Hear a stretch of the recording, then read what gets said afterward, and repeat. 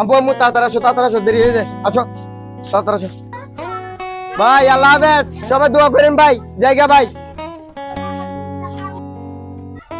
আকবর ভাই কেমন আছেন? আকবর ভাই ভালো আছেন? আলহামদুলিল্লাহ ভালো আছি ভাই। মেয়ের নিয়ে কোথায় যাচ্ছেন ভাই? ভাই বাড়িতে যাচ্ছি, মেয়েকে মানে বিয়ে দিব তো।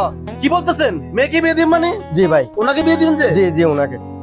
আলহামদুলিল্লাহ ভাই, মেয়েকে বাড়িতে নিয়ে যাচ্ছি, আমার বোনের ছেলের সাথে বিয়ে ঠিক হয়েছে, এখন বিয়ে দিয়ে দিব।